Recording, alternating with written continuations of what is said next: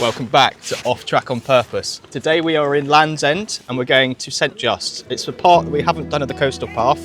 It's about 10k today. It's really busy today. Obviously it's opened up for the tourists, so as you can see there's loads of people around. Summer's on the way. Yeah, but the sun's come out. It was actually quite a miserly day this morning, so we're lucky that the sun's come out again. But look at the view that we've got to start off with. Bloody lovely. See the sign behind you as well that we touched on? Yeah, so that's a massive famous landmark. You've got people queuing up just to get photos there. If you watched the video before, you would have seen that obviously we got a photo there without having to pay for it. I don't actually know how much it would be, but I would imagine it's going to be about £10 just to get a photo next to it. That's how sort of big it is as an attraction. But if you follow us along, it's a bit of a shorter walk, but I'm really looking forward to it. How are you feeling, Will? Yeah, really good. Really looking forward to it. Like you said, we're just filling in a gap today from Land's End to St Just, going past Sennan.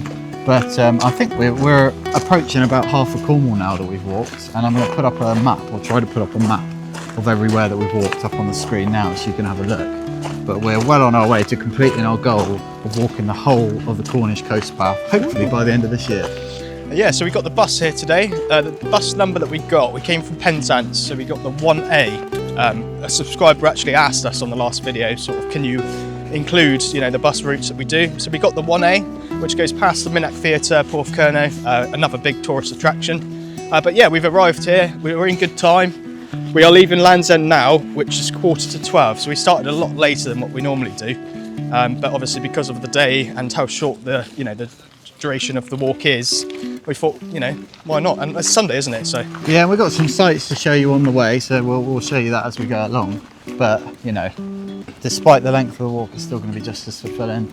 And I think when we did Penzance to Land's End, was that like our second ever walk? It was. I mean, in my opinion, that was the hardest walk. It was really, really hard. But so now we're on, I think, walk 14 or 15.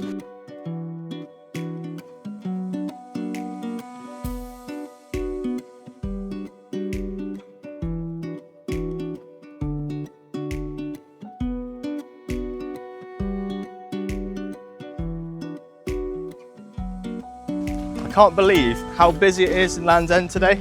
Obviously now that it is, what is it, the 2nd of May today, isn't it, Will? 3rd of May, so obviously Land's End is now all opened up. Throughout the winter you don't really see anybody down here.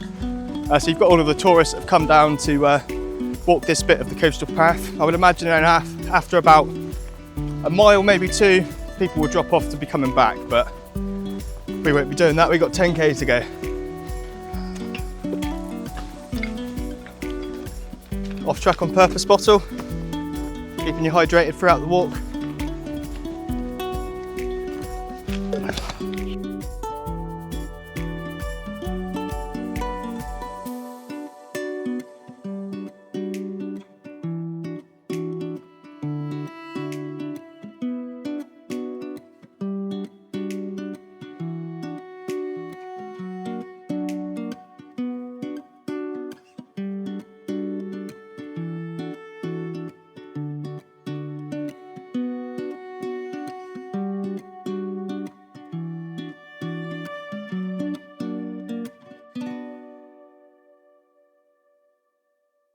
So you see down there, guys, is a shipwreck that we're just going to go down and show you. The RMS Mulheim, which is a German cargo ship, which shipwrecked here in March 2003, and it's been here ever since. So we're just going to go down and give you a little preview. We can't get too close because it's a sharp metal hazard, but we just want to show you a bit more a close-up view, which you don't always see when you're watching this section of the coast path.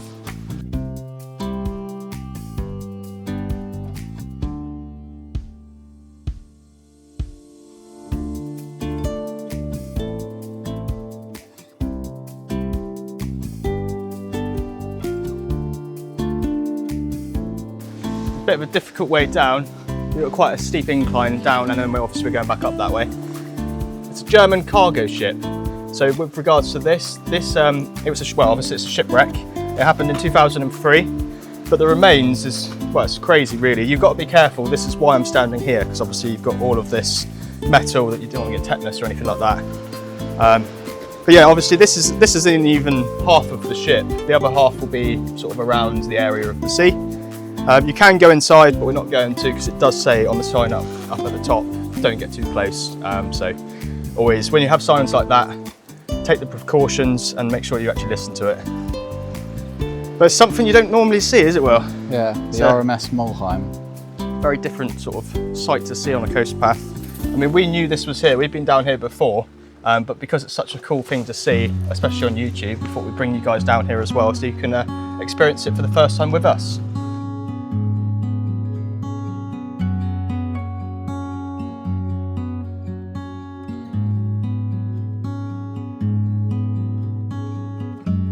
Absolutely amazing. This isn't even half of the ship that crashed.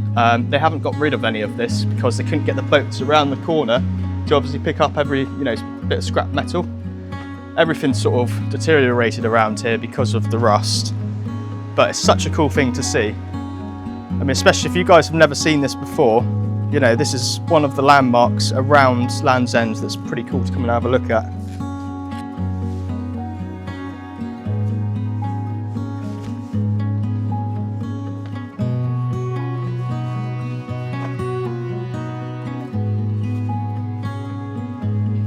So this is obviously the other side of the ship, obviously underneath the ship. I'm going to try and get around so you can actually see inside. So if I remember rightly, there's actually some engine parts just around this bit here. But again, we're not going to get too close. And you can see with all of that sort of moss on the rocks, it does get quite slippy. It's absolutely massive. I mean, look at the size difference between Will and the boat. I'll get down there, hang on.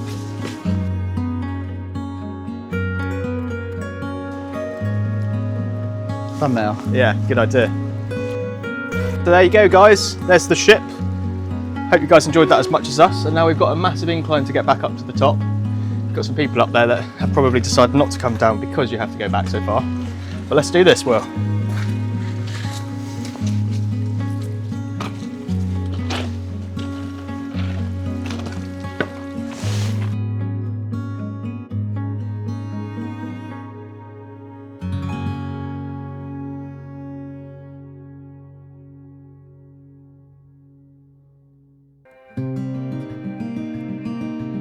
Just got back onto the coast path.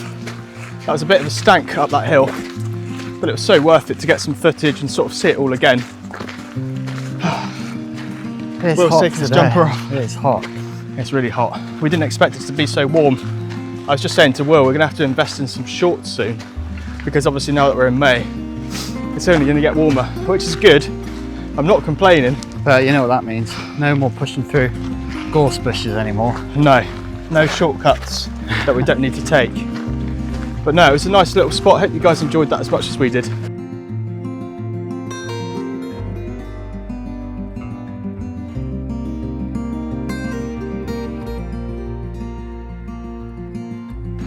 You're just surrounded by jaw-dropping views of the coast, and being so close to the sea, it makes you realise how clear the water actually is. We live in one of the most amazing areas in the UK. We're very lucky where we live.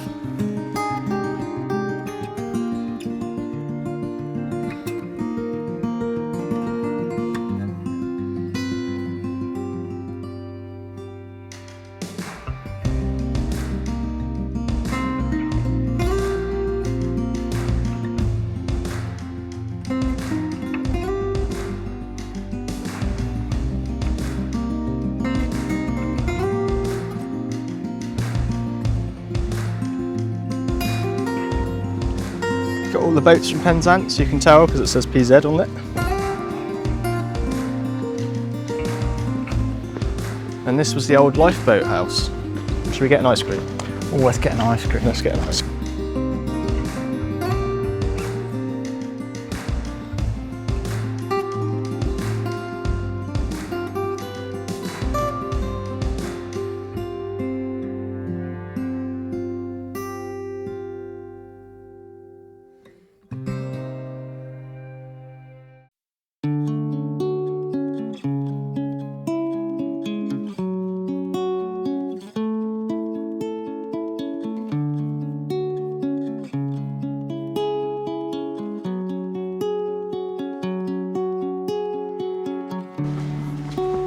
What day to be alive. Nice spot for a bench.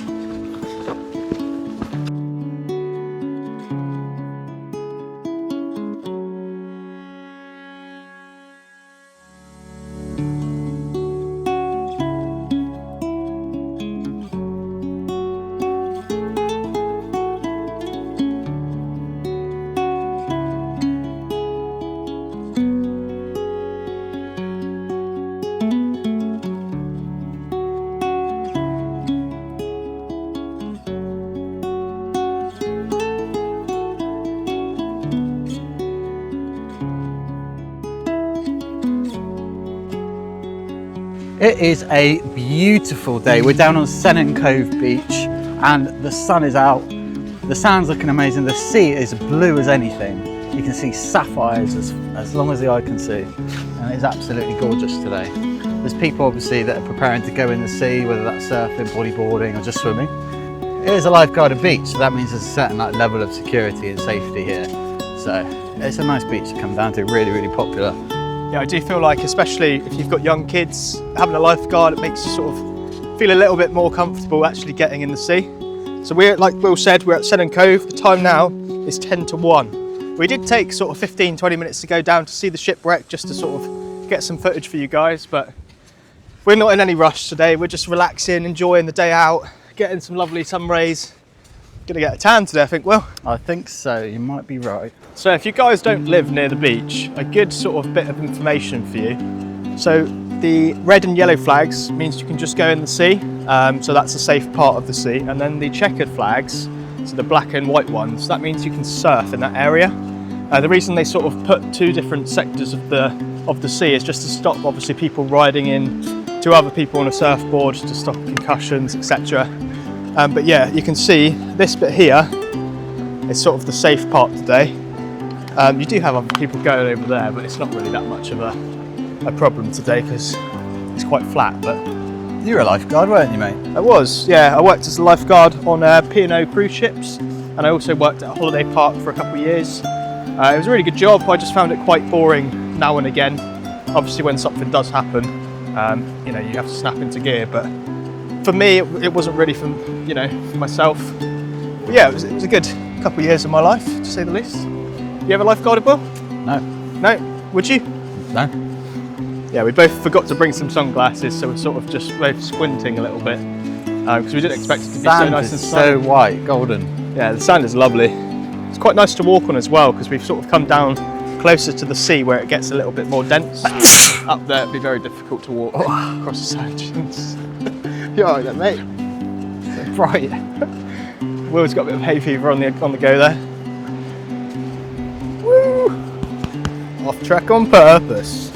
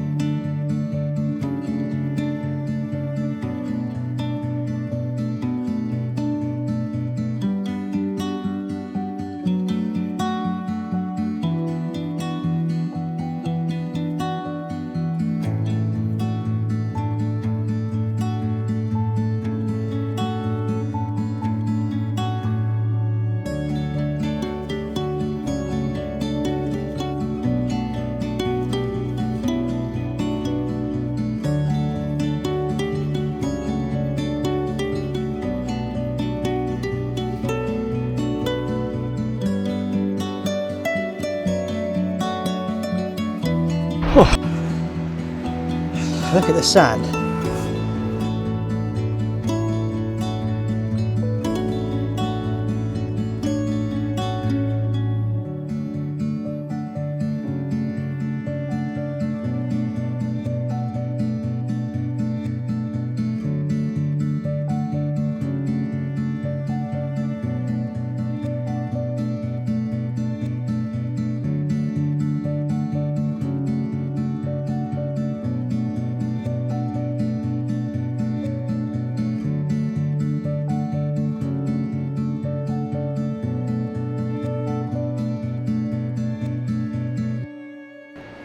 As you guys are probably aware, We've actually come off the coast path a little bit just to walk across the beach. We've just gone obviously across some of the rocks. We will be going back onto the coast path, but we just thought we'd show you this beach because it's one of the nicest in Cornwall. It's not easy getting over those rocks. You've got to be really careful to not slip. As you can see, we're still doing it now. Woo!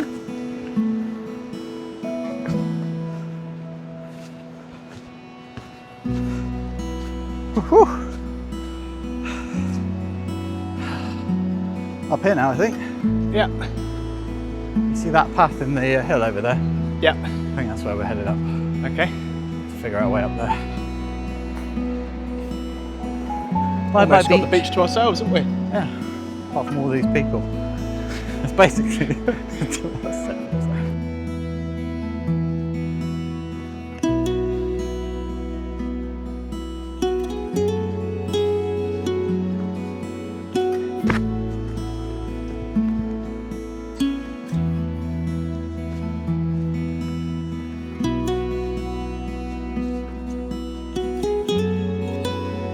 Oh, hello there. Fancy seeing you here. Woo! Back off track.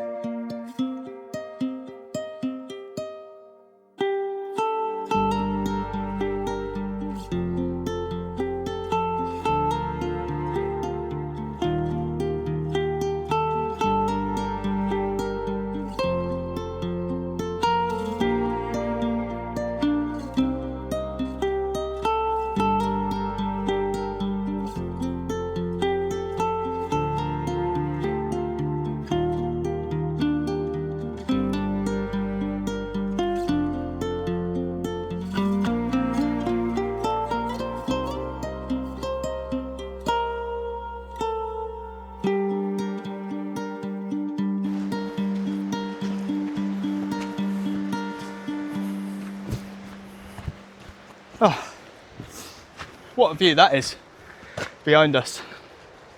Oh, we've done about 5k. It's hard, isn't it? We just went through sort of quite a uphill, going across loads of rocks, going down rocks, but enjoyable bit. Sweating out now. And then we're going all the way around into St. Just. Let's go.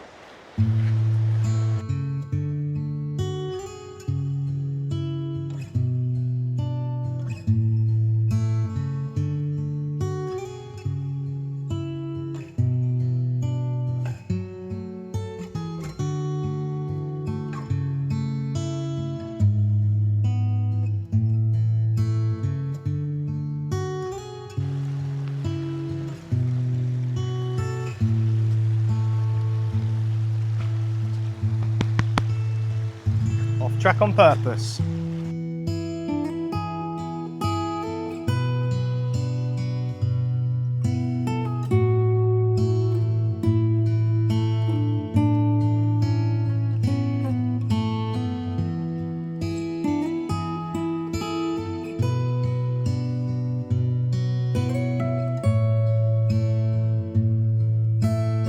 You guys won't be able to see this today, but it is so humid. There's like hardly any air. I mean, where we're standing now, obviously we can feel a little bit, but coming up off the coast path, oh, killer, isn't it? Got a little mine shaft over there. That's what the sign you would have seen about 5 minutes ago. The second half of the walk has been even harder in terms of the terrain. It's been a lot of rocky hills, having to step up. And it's so humid and muggy that the air is really actually quite hot when you're breathing in. It doesn't provide much refreshment. So if you're thinking about doing this one, you're not an experienced walker, the first half, Land's End to Sennin, is a good place to start. Just a few kilometres. Look at all of that over in the fields. That is, how do I put it nicely, that is manure on the actual land, and obviously it's just evaporating in the air, but what a weird sight to see. I'm guessing they probably would have put something on there this morning for it to be that strong. Don't really see much of that though, do we? No. Look at that.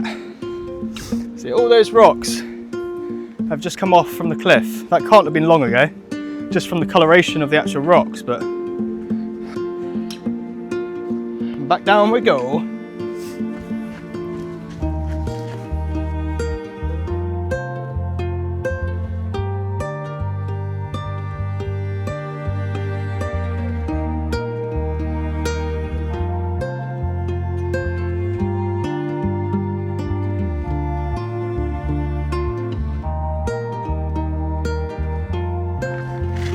Oh.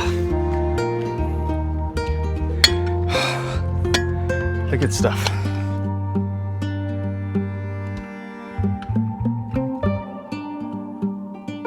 And there is St. Just, our end destination. We've just got to walk up the hill, and that will be our final stopping point.